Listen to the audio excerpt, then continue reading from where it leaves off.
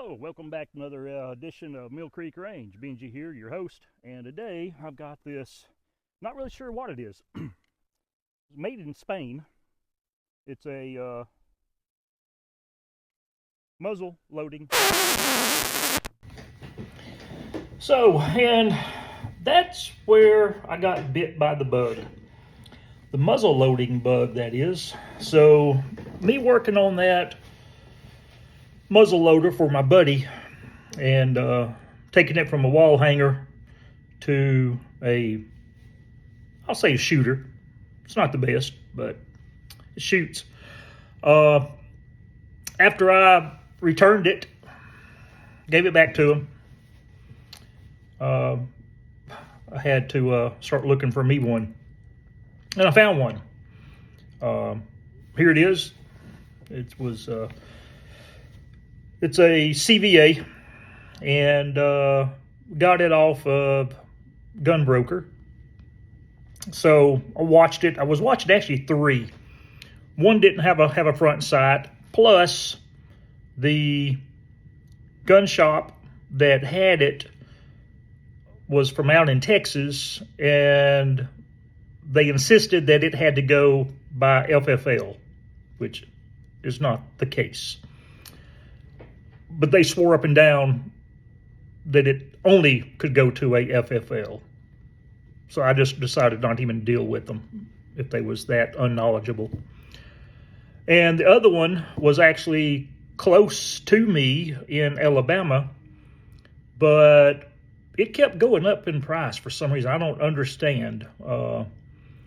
Then the one that I ended up getting come out from Cody, Wyoming, actually. And in the description, it stated that the stock had a crack. It's just a crack. But it said an overall condition of the stock was great. So I figured, no big problem there. And so anyway, I wound up winning just under two Benjamins, and then add in the shipping, which was reasonable, and then waited a few days, and it came in, and it was a big box, big rectangular box, long, and well packed. Wasn't never expecting packaging like that. I mean, it was well packaging. It had the expandable foam it's inside of a plastic bag. You break the two portions, slosh it around, and then lay your item on top of it, and then do another bag, and then lay that on top, and it molds and forms around what you're shipping. And actually, that's one of the things that I did in the industry was with polyurethane foam. Not that type of foam, but still it's the same type, but it's spray applied and pour. But anyway, another subject. Anyway, took it out and flipped it over, and to my surprise, the crack was not a crack. It was a broke all the way slapped through, just barely hanging on there. Quite shocked. Seen what appeared to be a crack in some of the pictures, but it didn't look that detrimental. And oh man, there's no way it could have gotten damaged in the shipping process. It was too encased. Like I said, perfect packaging. So anyway, I contact the gun shop and sent them pictures. They was quite surprised. And so anyway, sent them pictures. Then things went silent, like for several days. In the process, I started thinking of backup plan. Called up, actually text Garrett with Smoke in the Woods, 11 Bang Bang, and Sent him a picture. He said, just put Titebond on it and a clamp. It'll be fine. Well, I'm not a woodworker, so I was, I jumped on eBay, and just so happened there was a new unused rear CVA stock, old stock, old, like as never been used. It was like, with shipping and all, like just under $70. Had to buy it now, so I snagged it. I thought, what the heck, just in case. So that took a few days to get in, but in the meantime, I went ahead and disassembled the muzzle loader, cleaned up the barrel, which the barrel wasn't in bad shape. It was just a little bit patina, and took a little bit of oil and brass wool and cleaned it up good.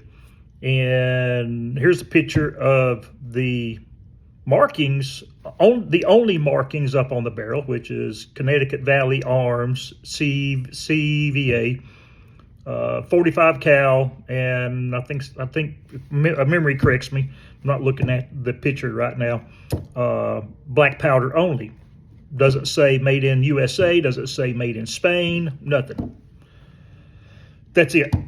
So anyway, took my bore scope, pushed it down the bore. Man, it looked perfect, but the rifling looked like it was straight as an arrow.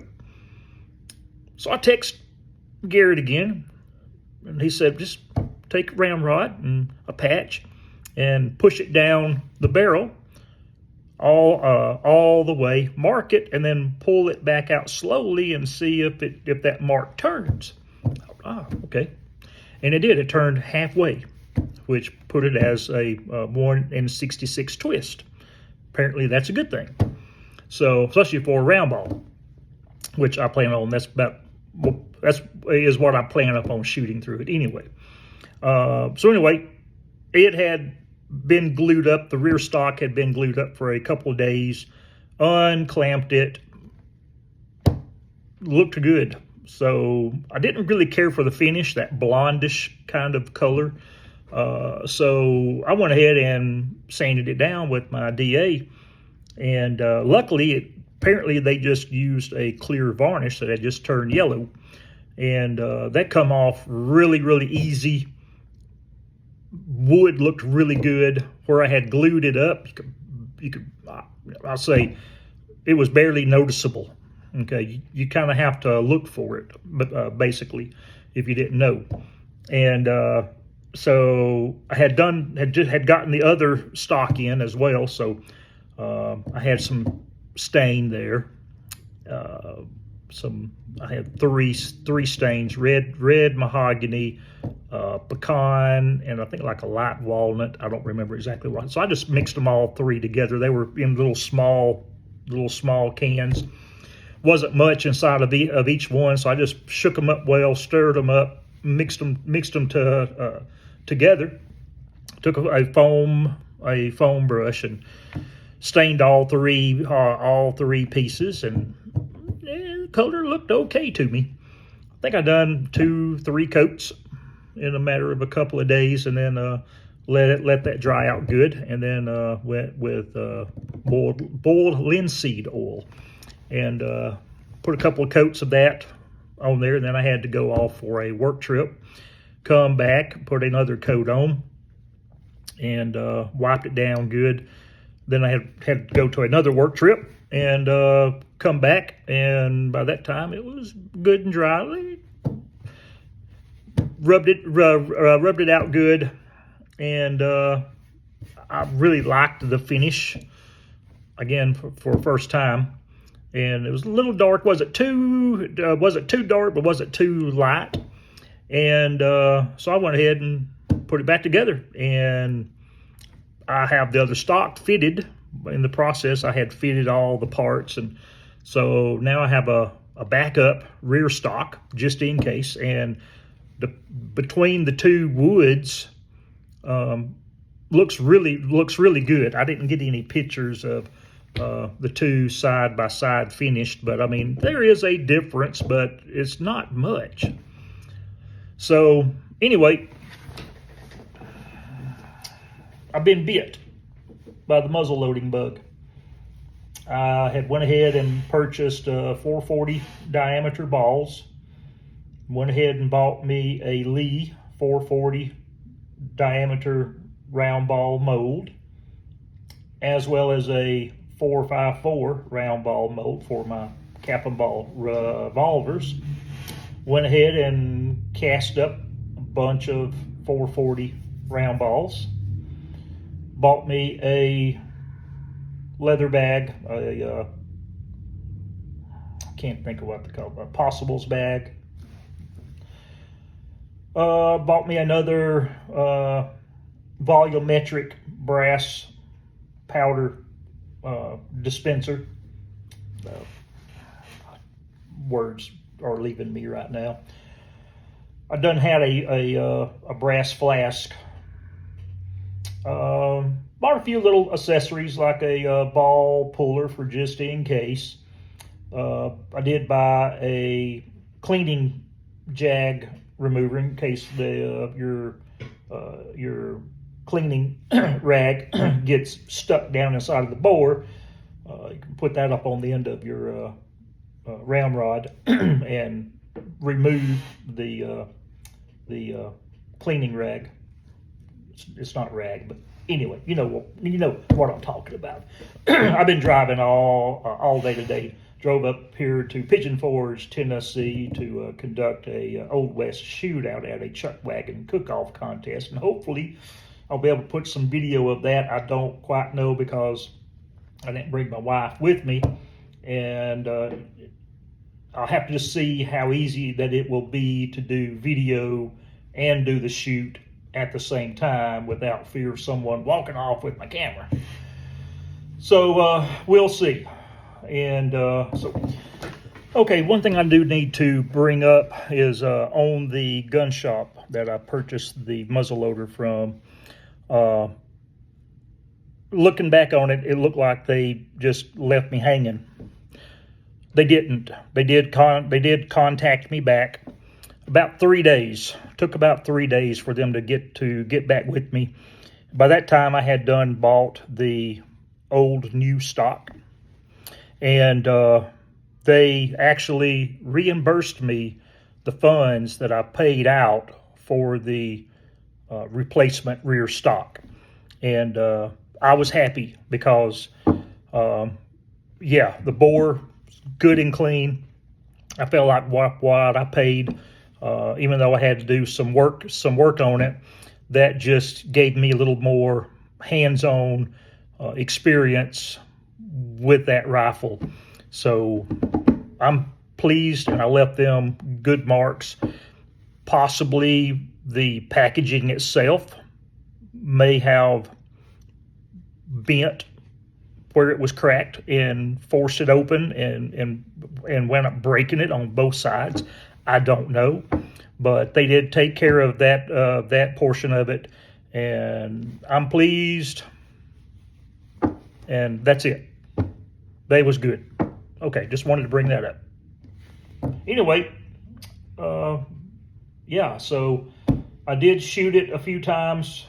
Hopefully, I've got busy work schedule travels for the rest of March, early part of April. So hopefully when I get back from one of my work trips, either weekend or early April, I'll be able to do a full-fledged video on it. But I did want to put this one here out just to show you sort of before and after. And yeah, I think I'm hooked on the muzzle loading deal now. You know, this is percussion. I do want a flintlock at some point in time, and I had been looking at them for a good long while, and I really was looking at the Kibler mountain rifle like Jake with everything Black Powder has. I really like that, but found out there's a gentleman in my county that builds flintlocks, and kind of hooked up with him at the local cigar box. And probably will do one of his. Don't know when. I still want to get a little bit more experience down. But anyway, I've rambled on enough. Just wanted to put something out there and enjoy. And hopefully in the next few weeks, I'll have a video out of the entire muzzle loader that I have, and we'll see how it shoots. I just shot it a few times. Really didn't get it from a bench just to see how it's grouping, but it does shoot well with the 440 round ball and the 15 thousandths or 18 thousandths. Don't remember now which one. Lubricated pillow ticking, and yeah. So with that, keep your powder dry, and hope to see you on down the trail sometime. Until then. Well, here it is, all finished up. New finish, the repair done to the stock, which is very hard to tell from at least a few feet away. My 440 round balls, my caps, my patches, my powder dispenser.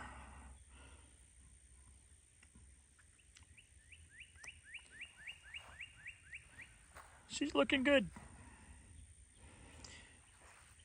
In a future video, you'll get to see it shoot. Right now, it's busy time for work.